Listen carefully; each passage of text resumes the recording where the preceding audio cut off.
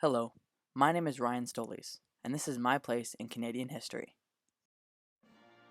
My family has come together from many different paths and experienced many different adventures. On my mother's side, my grandmother's parents came from the United States and Western Canada, and both participated in the Second World War in unusual ways. On my father's side, my grandfather and his family moved to Canada during World War II, while my grandmother's family has been in Canada for many generations. I will take you on a journey through my family's past and show you the connections between these two sides of the family that have come together through events such as the First and Second World War. My story will begin with my mother's side of the family. My mother, Kimberly Ann Story, was born in Toronto, Ontario on January 12, 1968, and currently lives in Richmond Hill, Ontario. She is a curriculum consultant for the York Region District School Board. Her mother, my grandmother, Valerie Ann Naylor, was born in Trail, British Columbia on October 11, 1947, and currently lives in Toronto, Ontario. She was a consultant at SENIS, which stands for Specialists in Energy, Nuclear, and Environmental Sciences. Her mother, my great-grandmother, Betty Alice Mars, was born in 1917 in Chicago, Illinois. Betty lived in many places, including Montreal, Quebec, London, England, Trail, British Columbia, where my grandmother, Valerie Naylor, was born, Winnipeg, Manitoba, Toronto, Ontario, and finally in Ottawa, Ontario, where she died in 2007. Betty went to Sir George William College in Chicago, Illinois. She majored in English. At college, she met Wilberforce Calvert Naylor, who, before graduating, became her husband. Together, they moved to Canada. Betty would get her degree after the Second World War in Canada. During World War II, Betty became a member of the Merchandise Transport Corps. This was a British women's organization made up of uniformed civilians. The objective was for women to do part-time driving duties for military using various types of vehicles, such as staff cars, army jeeps, and ambulances. Most of the MTC stayed in England, but some of the members went to Europe, Africa, and Italy to fulfill their duties. This service was advertised in Canada, wanting volunteer women to act as secretaries and drivers for Canadian military in Britain. The women were expected to pay their uniform, pay their own way to England, and work for free. Betty wanted to be involved, so she applied and was accepted in 1941. In England, she ran into her husband Wilberforce, who was unaware that Betty had gotten the job and was in England. Wilberforce Calvert Naylor was born in 1915 in Watrous, Saskatchewan. He lived in many places along with his wife Betty, and also died in Ottawa, Ontario in 2000. Bill went to Queen's University for 2 years, then transferred to Sir George William College in Chicago, Illinois, where he met Betty. After college, he began a career with the YMCA. He went overseas for the YMCA to organize recreational activities in an Olympic style for the troops, who were on leave in England, Belgium, and Holland. Troops who were on leave would be sent to compete in these games where they could participate in many different sports. Bill used spent ammunition castings to melt down for medals to give to the winner of the games. The YMCA was involved with many things during World War II, such as having tea cars to deliver hot tea and biscuits to frontline soldiers. They were also only one of 2 organizations who were able to visit German prisoner of war camps in Canada to make sure the prisoners were being treated fairly in accordance with the Geneva Convention. By 1943, close to 70 million soldiers had participated in the YMCA War Services programs. After World War II, Bill returned to Canada and was sent to Vancouver, where he was the physical director of the Vancouver YMCA. His career then took him to Trail, British Columbia, and then to Winnipeg, Manitoba, where he was a general secretary, which is the official name for the head of the YMCA. He then moved to Toronto, Ontario, where he was head of the Metropolitan YMCA. Bill received the Fellowship of Honor as a companion from the YMCA in 1995. This is the highest honor and most valued award in YMCA Canada.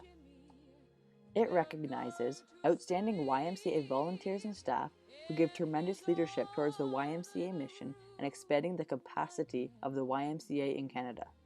There are 2 levels of this award: Officer, which acknowledges local or regional leadership contributions, and Companion, which recognizes outstanding national and international leadership. Bill left the YMCA in 1970 when he became the Director of Recreational for Meriden Developments until he retired in 1987. To recap, my mother is a teacher.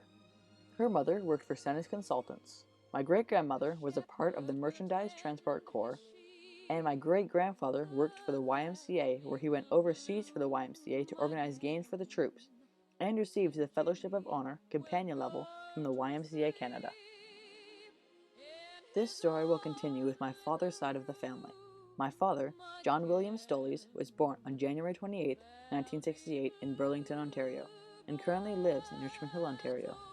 He works for Stolys Consultants, a job he was able to get through his mother-in-law Valerie. His mother, Elizabeth Ann Green, known as Anne, was born February 13, 1932 in Caisterville, Ontario, and currently lives in Caisterville, Ontario. She was a high school teacher and was born at home. My great-grandmother, Mildred Alice Packham, was born on October 5, 1896. Mildred was born in Caisterville, Ontario. She lived in Caisterville and died in Caisterville in September of 1984. Mildred was a school teacher who taught in one-room schoolhouses, SS No. 4 Binbrook and SS No. 2 Caisterville. Mildred's family was the first family in Caisterville to get a car. They got a Studebaker in 1914. Studebaker was an automobile company which was founded in 1852 by Clement Studebaker. The company was originally a manufacturer of wagons for farmers, miners, and military. The company entered the automotive business in 1902 with electric vehicles and, in 1904, brought out their first gasoline vehicle. My great-grandmother, Mildred, can be seen in the back seat on the right side of the Studebaker from the early days in 1914. This car made life much easier for her family as it simplified taking butter to the market. In a description Mildred wrote, she said that without the car, her family would have to pack a lot of ice in a wagon that also had 50 pounds of butter that they would take to a grocer in Hamilton every 2 weeks.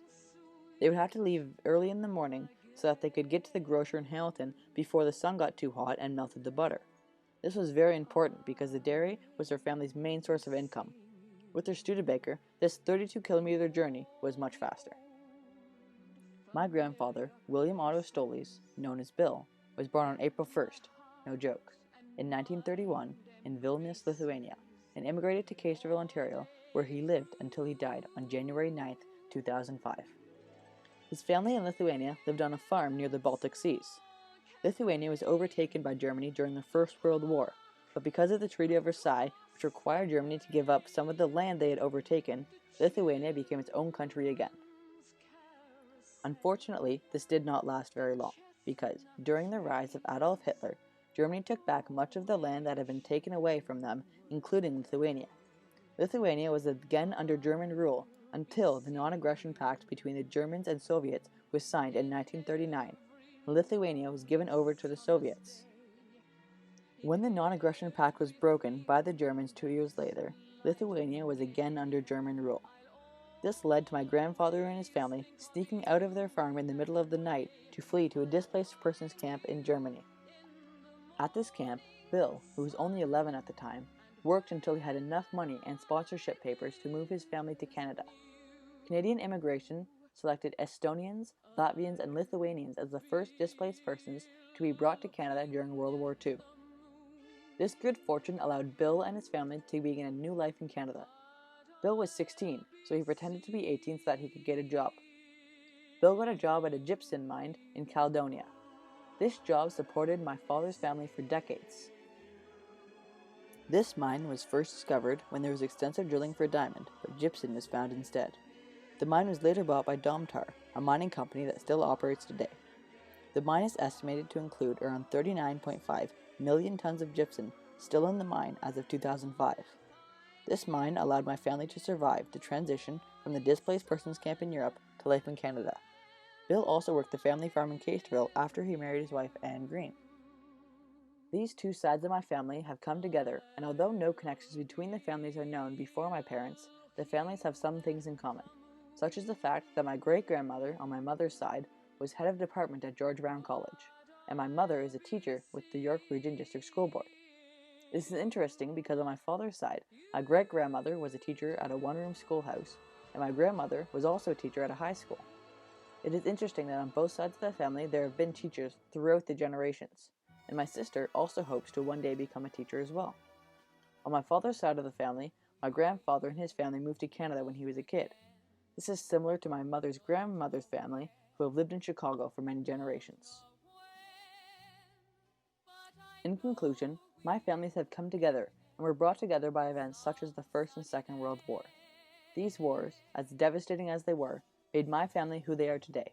And without those wars, I would not be here today, because the war drove certain choices and outcomes, such as my grandfather and his family moving from Lithuania to Canada. Thank you for listening about my place in Canadian history.